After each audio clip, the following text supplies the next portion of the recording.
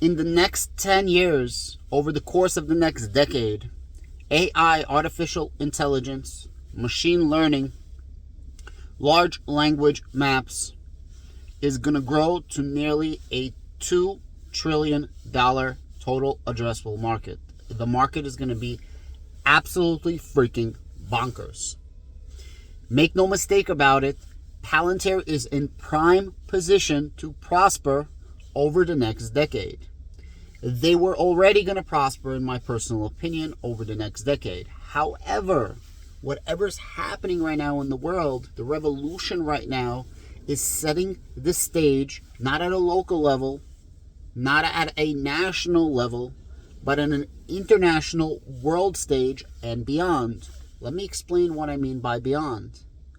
Not only are we doing this on Earth, but Palantir quite literally is already in space, working with Space Force. Palantir unleashed something called AIP, Artificial Intelligence Platform. And they have AIP for commercial as well as AIP for government, specifically military. They are literally a AI war machine.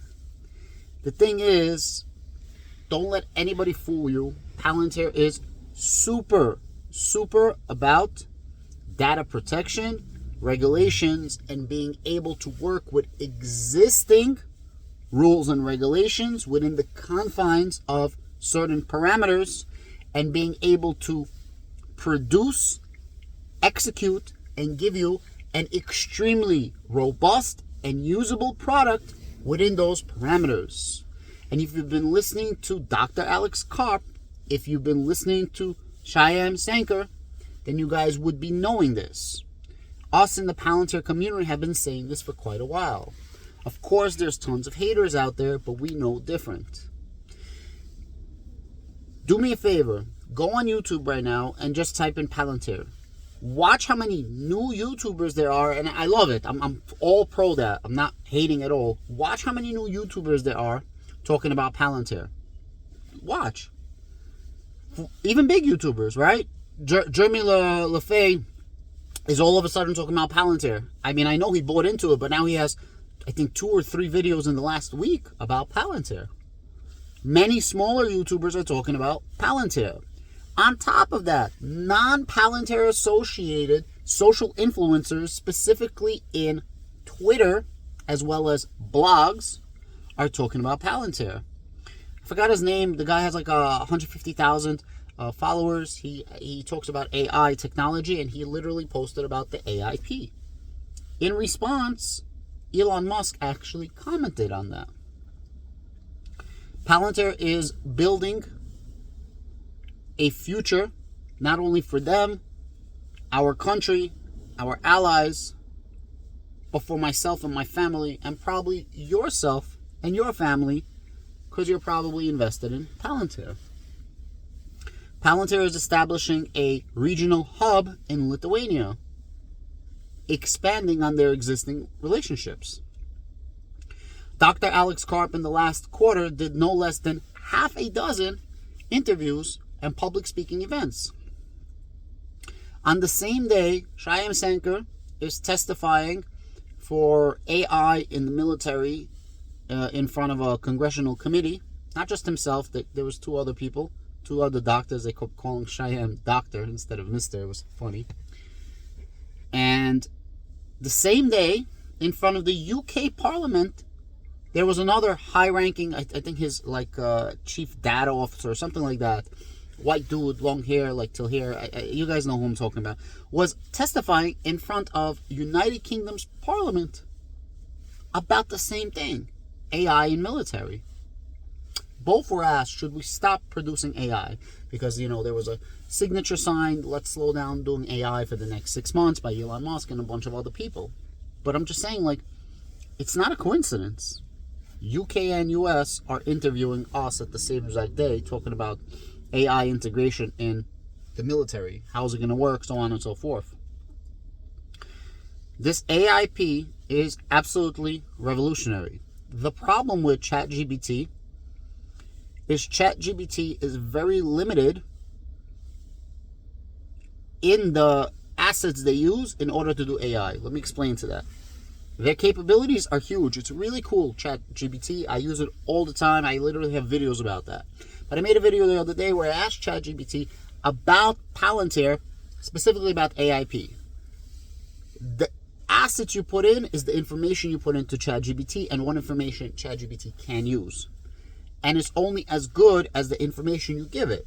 ChatGPT is based on open source information. Let's call it the internet, right? Whatever you can find on Google or whatever you put into ChatGPT. The problem is when you put something into ChatGPT, it gets stored in ChatGPT. So if you're using it for your business specifically, well, ChatGPT now has your proprietary technology and your specific data with no rules or regulations in place to protect that data.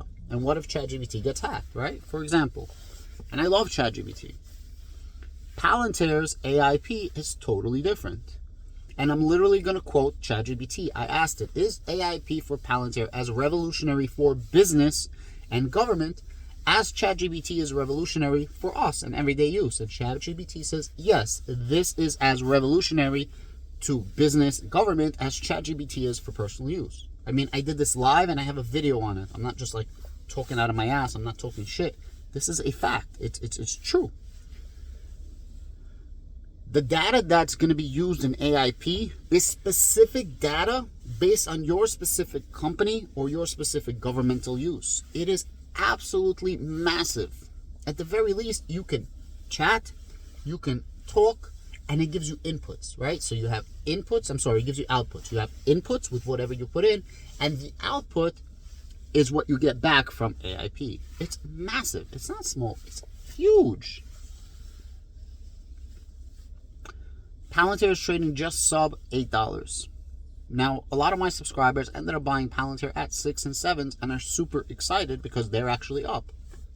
I think I have several bags of Palantir. I think on one bag I'm like $17 average, another bag I'm like $10 average, some bags I'm like $8 average. So I'm like all over the place. And I hold a lot of Palantir. I truly believe in Palantir. S&P 500. Dr. Alex Karp puts out a letter. That letter says that now companies that have F shares, which basically means fuck you shares, that's not actually what it means, but basically F shares means that you cannot override your CEO. You can't override your C-level executives, certain of them. And most companies are not like that. They don't have F shares, which means that if you vote something against the CEO, you can vote them out, right? I believe Elon Musk was voted out one time. I believe Steve Jobs was voted out one time, right? You can't do that here. It's like, it doesn't matter if you like Alex Karp or not. It is what it is. Now, S&P 500 changed the way they look at their metrics. There's like a governing body, and they said, well, now with whatever Palantir has, they would be able to be accepted into S&P 500 if they abide by all the other regulations. Well, one of those regulations is 4 positive quarters of GDP of GAAP profitability. GAAP profitability stands for generally approved accounting purposes, generally accepted accounting purposes. We had one positive quarter last quarter, right? Quarter 4. We have quarter 1 results of this year now. Technically, if we have quarter 4, quarter 1, 2, and 3, by January 2024, we would be potentially accepted, January, February, potentially accepted to the S&P 500. Now, ask yourself a question. Why would Dr. Alex Karp put out this letter to shareholders and shoot himself in the foot if we don't have positive GAAP profitability? He can't just say, yeah, we're going to be positive, because that's like insider trading. But what he could do is talk about other things, and we got to connect the dots. And I like to connect the dots. If he put out this letter and we're not GAAP profitable, then that is a super fuck you to the shareholders and a mind fuck. I think we are going to be GAAP profitable. Some people don't agree. I do. When Dr. Alex Karp was on an interview with, I forgot his name, another co-founder of Palantir, the younger guy, and that guy kind of slipped and said Dr. Karp, but he didn't say Karp or he didn't say Palantir. He just made an insinuation that 1.5 billion is in treasury bonds, making 5% yield. And he was making fun of Silicon Valley. He used to make fun of Dr. Karp. Why would you associate Silicon Valley and Dr. Karp if you're not talking about specifically Palantir? As you know, Palantir has like $2 point something billion cash reserves and cash equivalents. and practically no debt.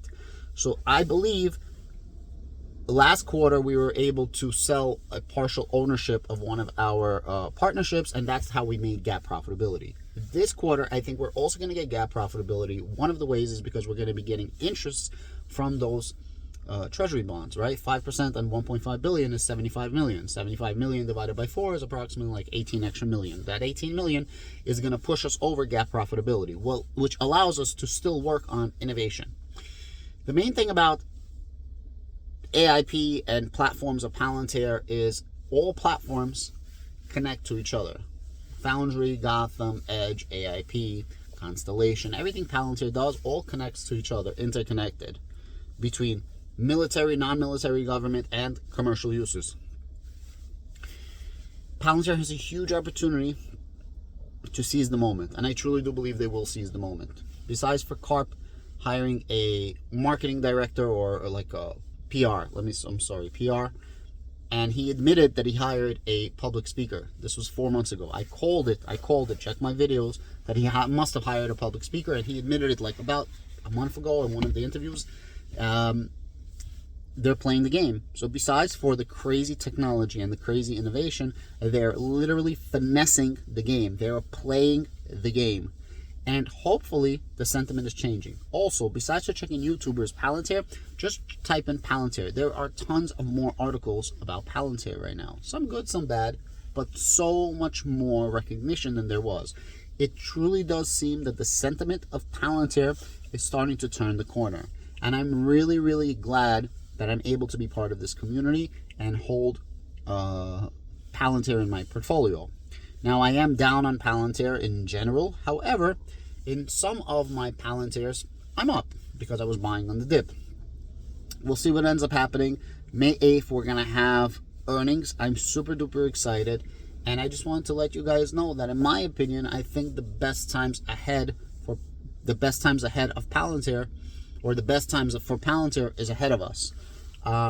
And I think this is the culmination of everything that's been said. Dr. Alex Karp always says we build stuff that people don't know they need yet, but will need.